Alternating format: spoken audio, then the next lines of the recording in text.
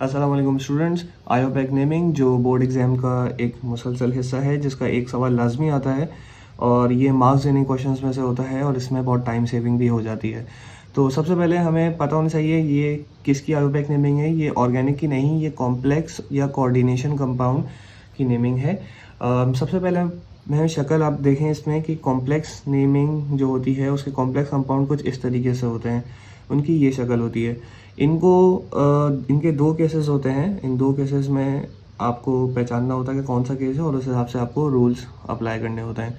तो साथ साथ मैं आपको इस वीडियो में रूल्स भी समझाता जाऊंगा और रूल्स के साथ मैं आपको लिस्ट भी प्रोवाइड कर दूंगा जिससे आप नेमिंग और चार्ज देख सकते हैं। तो सबसे पहले अब कॉम्प्लेक्स कंपाउंड की दो तरह की टाइप्स होती है। जो टाइप 1 होती है, यानी कि जो केस 1 है हमारा, उसमें आपके पास जो आउटर एलिमेंट होता है वो लेफ़्ट साइड पे होता है और जो आपके पास टाइप 2 है उसमें आउटर एलिमेंट आपका राइट साइड पे होता है। उसके अलावा इनके पार्ट्स क्या हैं, इनके पार्ट्स आपको पहले समझने होंगे क्योंकि साथ साथ हम इसके के अपने नाम से हम इसको वीडियो में बताएंगे और हमें जो है ना इसके नाम्स पता होने चाहिए। तो ये जो ब्रैकेट आप लोग को दिख रहा है इसको हम कहते हैं कोऑर्डिनेशन स्फीयर। Coordination sphere. और इस ब्रैकेट के अंदर जो एलिमेंट्स हैं, जो आपके पास मेन एलिमेंट होता है, जो डी ब्लॉक एलिमेंट होता है, ये बड़ा एलिमेंट होता है, मेटल होता है, तो इसको हम बोलते हैं सेंट्रल एलिमेंट। और सेंट्रल एलिमेंट के अलावा अगर कोई एलिमेंट इस स्फीयर के अंदर होता है तो वो आपको दिख रहा है, जैसे यहाँ पर Cn है, ये कहलाता है लिगेंड। तो फिर से देखते हैं, ये एक पहला है हमारे पास कोऑर्डिनेशन स्फीयर। इस ब्रैकेट को कोऑर्डिनेशन स्फीयर बोलते हैं। जो उसके अलावा जो डी ब्लॉक एलिमेंट का मेटल हमें दिख रहा होगा वो हमारा सेंट्रल एलिमेंट कहलाता है। और सेंट्रल एलिमेंट के अलावा अगर कोई एलिमेंट यहाँ पर मौजूद है तो वो लिगेंड कहलाता है। लिगेंड के अलावा इस ब्रैकेट से बाहर जो एलिमेंट्स लगे होते हैं उसको हम आउटर एलिमेंट कहते हैं। और आउटर एलिमेंट के अलावा जो इसका दूसरा नाम होता है वो उसको हम काउंटर आइन भी कहते हैं। इस तरफ इस वाले केस में देखें तो भी आपको क्या दिख रहा है, एक ब्रैकेट दिख रहा है जिसका नाम क्या हो जाएगा, कोऑर्डिनेशन स्फीयर। सेम यहाँ पर नाम के अंदर कोई चेंजेस नहीं आएगी, ये कोऑर्डिनेशन स्फीयर है। ये इसका मेन एलिमेंट है, ये है कोबाल्ट। तो ये अब डी ब्लॉक एलिमेंट है जिसको हम क्या बोलेंगे, सेंट्रल एलिमेंट। साथ साथ स्टूडेंट्स आप अपने पास ही नोट डाउन करते जाएं क्योंकि इसके अंदर बहुत सारे रूल्स हमें नोट डाउन करने होंगे। तो अगर आप साथ साथ करेंगे तो आपको बहुत ईजी हो जाएगा आपके लिए। इसके अलावा देखें, मैंने आपको बताया कोऑर्डिनेशन स्फीयर के अंदर अगर हम सेंट्रल एलिमेंट के अलावा अगर कोई एलिमेंट देखते हैं तो उन सबको हम क्या बोलते हैं, लिगेंड्स बोलते हैं। ये पहला लिगेंड्स है, ये दूसरा लिगेंड है। और यहाँ पर अगर आप आउटर एलिमेंट को देखेंगे तो वो राइट साइड पे लगा हुआ है। तो इन दोनों केसेस में हम आउटर एलिमेंट के लेफ्ट साइड और राइट साइड में होने से फ़र्क क्या पड़ता है, फ़र्क आ जाता है आपके पास आइंस का, कि अगर ब्रैकेट आपका राइट साइड पे है तो इसके ऊपर नेगेटिव चार्ज आ जाएगा और जो एलिमेंट लगा होगा वो पॉजिटिव चार्ज होगा। यानी कि यहाँ पर आपके पास जो कोऑर्डिनेशन स्फीयर है उसकी कंडीशन क्या है कि वो एनाइन है और ये क्या है, कैटाइन। एनाइन उसको बोलते हैं जिसके ऊपर नेगेटिव चार्ज हो और कैटाइन उसको बोलते हैं जिसके ऊपर पॉजिटिव चार्ज हो। इसी तरह केस 2 में अगर आप देखें तो यहाँ पर ये ब्रोमीन लगा हुआ है तो यहाँ पर ये नेगेटिव चार्ज होगा और कोऑर्डिनेशन स्फीयर का चार्ज पॉजिटिव होगा क्योंकि ये लेफ़्ट साइड पे है। तो यहाँ पर कोऑर्डिनेशन स्फीयर जो है वो हमारे पास कैटाइन है और ब्रोमीन जो है हमारे पास वो एनाइन है। अब इसी दो केस को फ़र्क करते हुए हम रूल्स को समझेंगे। ओके, तो रूल्स से पहले सबसे पहले हमें आयोपैक नेमिंग में हमें लिस्ट ऑफ लिगेंड्स हमें पता होनी चाहिए और उनके नाम क्या होते हैं वो हमें पता होने चाहिए। इन नेम्स के लिए सबसे पहले हमें जो है ना ये लिस्ट याद करनी होगी। आप लोग सबसे पहले तो इस वीडियो को पॉज करो और इसको कॉपी करो ताकि जब आप साथ साथ हम इसको नेम कर दे रहे होंगे तो आप इसकी नेम आपके पास एक तरफ लिखे होंगे। तो आप लोग यकीन करो, आप लोग को अगर ये नाम याद हो जाते हैं तो आप लोग के लिए ये नेमिंग कुछ बहुत ही ईजी से विद इन सेकेंड्स आप लोग कर लोगे, पीस ऑफ केक के बराबर हो जाएगी। सो क्या करेंगे इसमें, सबसे पहले देखें आप लोग लिगेंड्स जो होते हैं वो क्या होता है, कोऑर्डिनेशन स्फीयर होता है। कोऑर्डिनेशन स्फीयर के अंदर मैंने बताया था कि एक सेंट्रल एलिमेंट होता है, जैसे कोबाल्ट हो गया या आयरन हो गया, वो बड़े एलिमेंट्स होते हैं। उसके अलावा कुछ भी इन ब्रैकेट के अंदर होगा वो क्या कहलाते हैं, लिगेंड्स कहलाते हैं। लिगेंड्स जो होते हैं वो दो तरीके के होते हैं, नेगेटिव होता है और न्यूट्रल होता है। तो सिंपल इज़ दैट, बहुत बेसिक सी ट्रिक बता रहा हूँ आप लोग को। जो नेगेटिव कंपाउंड है उनके एंड में ओ आ जाता है। आप यहाँ पर देखें, फ्लोरीन फ्लोरो, क्लोरीन क्लोरो, ब्रोमीन ब्रोमो। आप कोई से भी देख लें। NO3 क्या है, नाइट्रेट होता है, तो ये क्या हो जाएगा, नाइट्रेटो। OH क्या होता है, हाइड्रोक्साइड होता है, तो ये हो जाएगा हाइड्रोक्सो। आप कोई से भी रैंडम उठा लेते हैं, यहाँ से उठा लेते हैं, ये CH3COO एसिटिक एसिड से निकला, ये एसीटेट है तो ये एसीटेटो हो जाएगा। अच्छा, एक चीज़ जो इसकी बहुत इंपॉर्टेंट है, जो आप लोग को याद रखनी है, वो है इसके चार्जेस। मैंने लाइन से लिखे हुए हैं कि ये सारे -1 चार्ज के हैं, और फिर यहाँ पर एंड में आके जो है वहाँ पर -2 और ये -3 चार्ज का है, ठीक है। अच्छा, अब यहाँ पर कुछ हमारे पास न्यूट्रल भी हैं। न्यूट्रल के लिए हम क्या करेंगे, न्यूट्रल के लिए आप लोग को ये रूल याद रखना है कि इनके नाम के एंड में ओ नहीं आता, इसका जो नाम है वही रहेगा, यानी CO कार्बोनाइल था, कार्बोनाइल ही रहेगा। NO नाइट्रोसाइल, NH3। अब जो सबसे इम्पॉर्टेंट फैक्टर है वो ये है अमाइन की स्पेलिंग। इनऑर्गेनिक होगा तो MM आएगा, और अगर ऑर्गेनिक होगा तो 1M आएगा। ये जो दो हमारे पास लिगेंड्स हैं, EN और EDT है, ये न्यूट्रल के अंदर ही आते हैं, बट ये ऑर्गेनिक लिगेंड्स हैं। आप लोग चाहें तो इसको पेंसिल से मार्क कर सकते हैं कि ये ऑर्गेनिक लिगेंड्स हैं। तो ऑर्गेनिक होते न्यूट्रल ही हैं, बस उसके अंदर अमाइन की स्पेलिंग वो सिंगल M आएगी, और ये शॉर्ट फॉर्म EN की शक्ल में आपको मिलेगा। हमें नाम इसका पूरा देना होगा, इथाइलिन डायमाइन, और EDT ये जो है वो इथाइलिन डायमाइन टेट्राएसीटेट। ये लिस्ट स्टूडेंट्स आप लोग कॉपी कर लें, फिर हम लोग रूल्स की तरफ चलते हैं। रूल्स मैंने आप लोगों के लिए लिख दिए हैं। रूल्स के लिए आप लोग सबसे पहले क्या करेंगे, रूल्स के लिए आप लोग सबसे पहले तो इन रूल्स को आप कॉपी डाउन कर लो। सबसे पहले मैंने आप लोग को लाइगेंड्स की लिस्ट लिखवाई है, वो, फिर रूल्स, और फिर उसके बाद सेंट्रल एटम के नेम। आप ये सब अपने पास एक नोटबुक में अपने पास कॉपी कर लोगे तो ये आप लोग के लिए बहुत ईजी हो जाएगा। आयोपैक नेमिंग, ये नंबर फ्री के हैं, आप लोग इजीली इसको गेन कर सकते हो। सबसे पहले आप क्या करोगे, इन रूल्स को एक एक करके समझते हैं। देखो, सबसे पहले आप एक चीज़ मैं आप लोगों को फिर से रिवाइज करा देता हूँ। ये जो ब्रैकेट होता है इसको हम क्या बोलते हैं, कोऑर्डिनेशन स्फीयर बोलते हैं।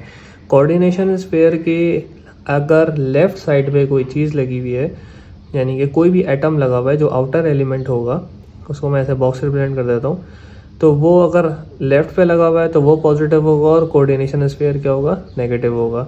या फिर दूसरी कंडीशन क्या थी कि कोऑर्डिनेशन स्फीयर पॉजिटिव होगा और यहाँ पर आउटर एलिमेंट नेगेटिव होगा। तो ये जो पॉजिटिव होता है इसको हम कैटाइन बोलते हैं, और जो नेगेटिव होता है इसको हम एनाइन बोलते हैं। अंदर क्या होगा, एक सेंट्रल एलिमेंट होगा जिसको मैं Ca से रिप्रेजेंट कर रहा हूँ, उसके बाद जो भी चीज़ होगी वो सब क्या होंगे, लाइगेंड होंगे। इसके अलावा यहाँ पर भी देखें, अंदर क्या होगा, सेंट्रल एलिमेंट, और इसके अलावा जो भी होंगे वो लाइगेंड होंगे, और बाहर क्या होगा, हमारे पास एनाइन होगा। तो स्टूडेंट्स, सबसे पहले आप इन रूल्स को देखें। इन रूल्स के लिए क्या करना होगा आपको, सबसे पहले कैटआइन का नाम देना होगा। अब आप इस तरह का केस आया आपके पास, केस नंबर 1 हुआ, तो इसमें आप देखें कैटआइन है मौजूद, तो आप इसका नाम लिख देंगे। क्या लिखा हुआ है, विदाउट क्वांटिटी। अब ये 4 हो 5 हो, हम इसमें डाई ट्राई पेंटा कुछ भी नहीं लगाएंगे, जो भी यहाँ पर लिखा हुआ होगा वो एज इट इज़ उसका नाम लिख देंगे। उसके बाद क्या लिखा हुआ है, नेम। स्टेप 2 में आएंगे, हम लाइगेंड का नेम देंगे, यानी अंदर सेंट्रल एटम मौजूद है लेकिन फिर भी हम किसका नाम देंगे, सबसे पहले हम लाइगेंड का नाम देंगे। जो लाइगेंड होगा उसके अंदर भी लाइगेंड भी अलग अलग तरीके के होंगे। हमने 2 लिस्ट पढ़ी, उसमें 2 तरीके के लाइगेंड है, एक नेगेटिव है, दूसरा कौन सा, न्यूट्रल है। तो पहले हम नेगेटिव का नाम देंगे और फिर न्यूट्रल का नाम देंगे। और अगर 2 नेगेटिव आ गए या 2 न्यूट्रल आ गए तो फिर किस तरह का नाम देंगे, तो फिर हम अल्फ़ाबेटिक ऑर्डर में नाम देंगे। उसके बाद स्टेप नंबर 3 क्या है, फिर हम सेंट्रल एटम का नाम लिखेंगे, और जो सेंट्रल एटम होगा उसकी 2 कंडीशन है। सेंट्रल एटम इसके अंदर ही मौजूद है और इसके अंदर ही मौजूद है। अगर वो ऐसे कोऑर्डिनेशन स्फीयर में मौजूद है जिसके ऊपर चार्ज नेगेटिव है, यानी कि कोऑर्डिनेशन स्फीयर आपका एनाइन है, तो सेंट्रल एटम का नाम चेंज होगा, ठीक है। ये और जो नाम चेंज होगा उसकी लिस्ट मैंने यहाँ पर बनाई हुई है। इसके बाद अगर आपका सेंट्रल एटम का जिस कोऑर्डिनेशन स्फीयर में मौजूद है वो अगर आपके पास कोऑर्डिनेशन स्फीयर पॉजिटिव है, यानी कि कैटाइन है, यानी कि लेफ़्ट साइड पे है, तो सेंट्रल एटम का नाम चेंज नहीं होगा, उसके बाहर जो राइट पे जो एलिमेंट लगा हुआ होगा उसका नाम चेंज हो जाएगा। ये बहुत इंपॉर्टेंट रूल है स्टूडेंट्स, इसको एक बार अच्छे से लिख लेना, समझ लेना, रिवाइंड करके सुन लेना इसको अच्छे से समझ के, फिर स्टेप 4 पे आना। स्टेप 4 क्या लिखा हुआ है, calculate the oxidation number of central element. और स्टेप 5 बोल रहा है कि जब एनाइन पे आ जाए तो उसका नाम लिख देंगे और उस विदाउट क्वांटिटी। अब ये जो स्टेप 1 है और जो स्टेप 5 है, इन दोनों को आप गौर से देखें। यहाँ पर इस केस में कैटाइन मौजूद है और एनाइन मौजूद नहीं है, तो इसमें स्टेप 1 यूज़ होगा, स्टेप 5 को आप स्किप कर देंगे। इसी तरह अगर केस 2 आया तो उसमें कैटाइन मौजूद नहीं है, बाहर एनाइन मौजूद है, तो फिर आप स्टेप 1 को स्किप कर देंगे, स्टेप 2 से रूल फॉलो करना शुरू करेंगे। यानी कि स्टेप 2 में क्या है, पहले लाइगेंड आएगा, फिर सेंट्रल एटम आएगा, फिर उसके बाद आपके पास बाहर वाला एलिमेंट आएगा। लेकिन अगर आपका केस 1 है तो इसमें पहले कैटाइन आएगा, फिर लाइगेंड आएगा, फिर सेंट्रल एटम आएगा। तो स्टूडेंट्स, ये कुछ रूल्स हैं, इसको आप कॉपी कर लें सेंट्रल एटम के हवाले से। अगर सेंट्रल एटम का नाम चेंज हो रहा है तो जैसे आयरन है, Fe जो हमारा नॉर्मली हम इसको हम आयरन बोलते हैं, वो फेरेट हो जाएगा।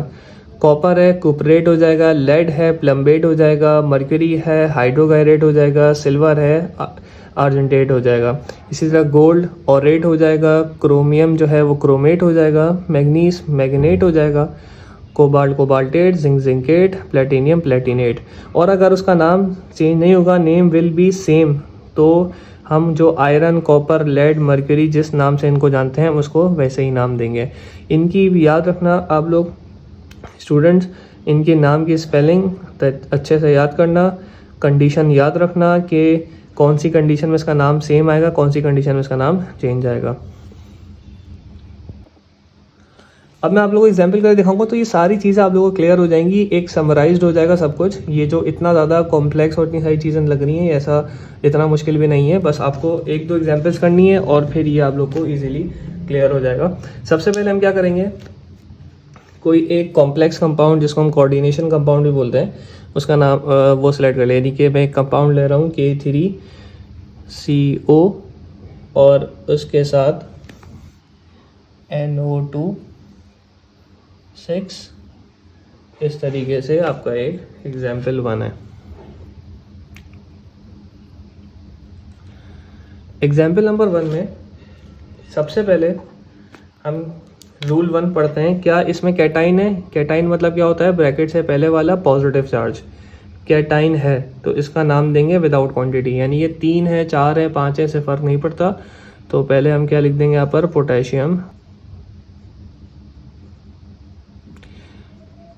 पोटेशियम मेंशन कर दिया हमने क्योंकि कैटाइन था। अब स्टेप 2 क्या बोल रहा है, लाइगेंड को मेंशन करना है। तो सबसे पहले आप देखें लाइगेंड क्या है आपके पास, ये कोबाल्ट CO। ये जो कोबाल्ट है ये आपका क्या आ रहा है, सेंट्रल एलिमेंट आ रहा है। इसके अलावा जो भी चीज़ होगी इसके अंदर वो क्या होगा, लाइगेंड होगा। तो लाइगेंड के लिए यहाँ पर NO2 लाइगेंड के लिस्ट में देखेंगे। NO2 का नाम क्या आता है, NO2 का नाम है नाइट्रो।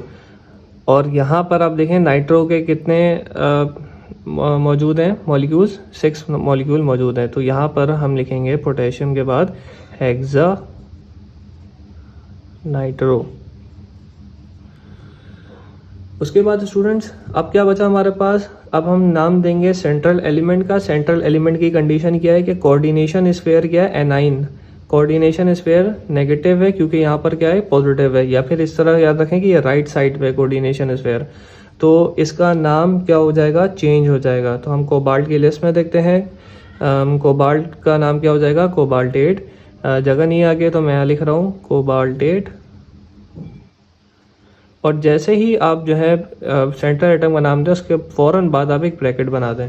वो ब्रैकेट बनाना इसलिए ज़रूरी है क्योंकि स्टेप नंबर 4 क्या बोलता है, कैलकुलेट द ऑक्सीडेशन नंबर। तो ऑक्सीडेशन नंबर के लिए हम क्या करेंगे, एक रफ वर्क करेंगे। और रफ वर्क में क्या होगा, बहुत सिंपल है। आप सबसे पहले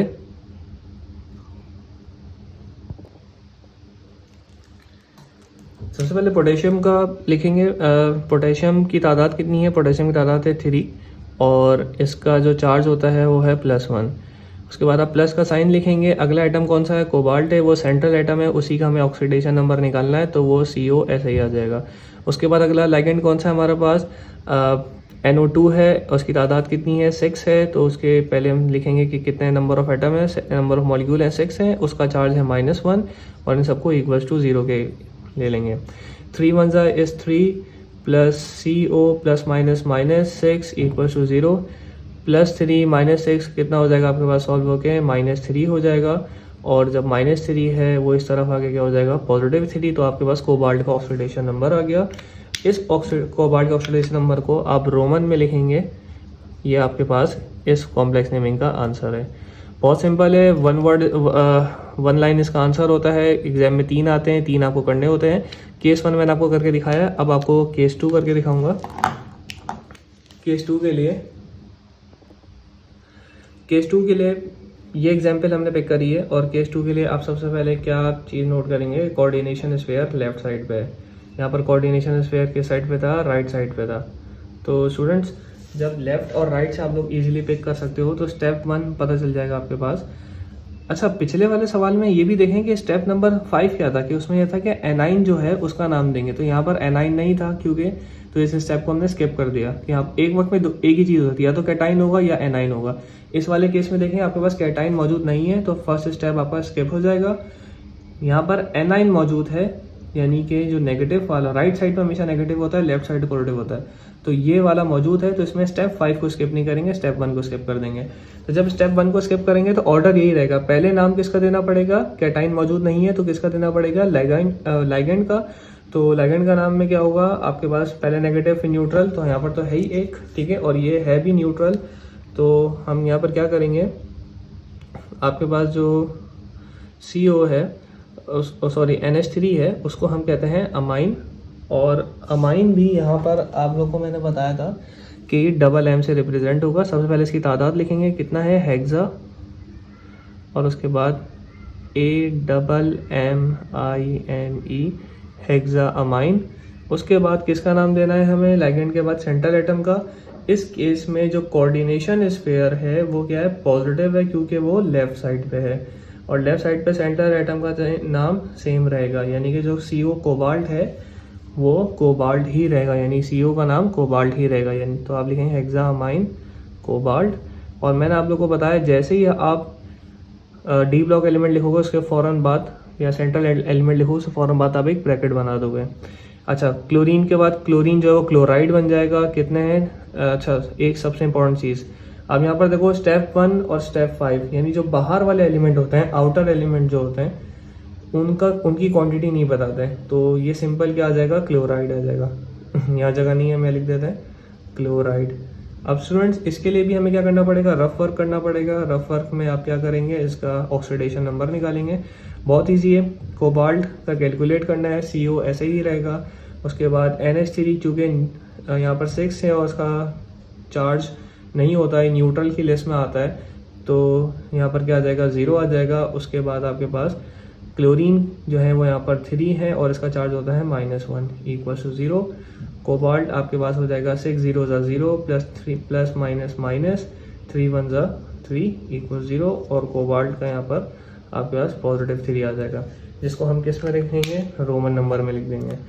तो स्टूडेंट्स ये हमारे 2 केस हो गए। इसमें अब हमारा तीसरा केस भी आता है। तीसरा केस में ये होता है कि उसमें सिर्फ ब्रैकेट होता है और ब्रैकेट के ऊपर चार्जेस होते हैं, यानी कि वो आइन दिया हुआ होता है, आपके पास आउटर एलिमेंट होता नहीं है। वो हम करते हैं नेक्स्ट पार्ट में, और उसकी कुछ 5-6 एग्जांपल्स और करते हैं ताकि आप लोग का ये पक्का हो जाए।